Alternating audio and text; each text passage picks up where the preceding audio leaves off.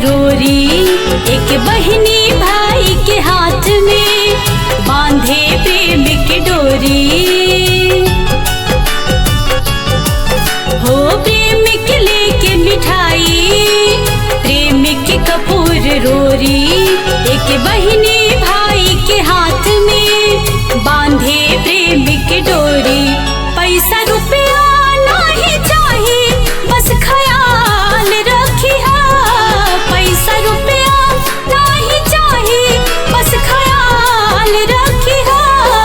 भैया बहिनी के रखिया के लाज रखिया।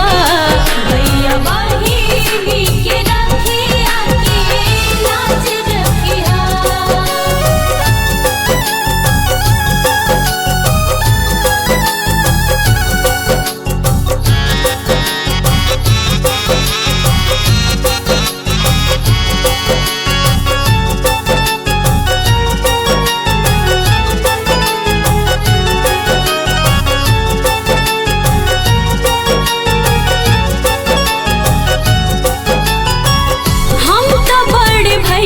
भैया तोहरे दुलार में आँच नाही आवे कब प्यार में। हर साल राखी बांधे आए भी भैया, रहब चाहे कहीं ससुरार में।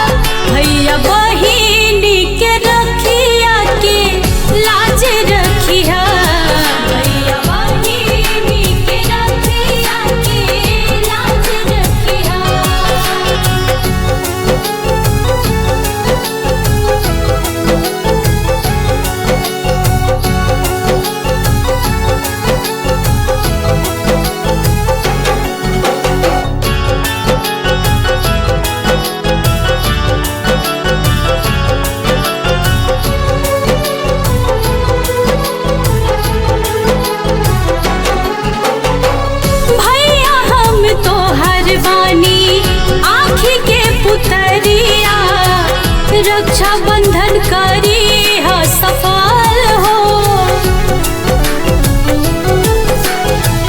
कबो बिसरई है जानी दिल से भैया, कहतार मीतल गोलू गोयाल हो। अपना बहिनी पे हो भैया लाज रखिया। अपना बहिनी पे हो भैया लाज रखिया। भैया बहिनी के रखिया।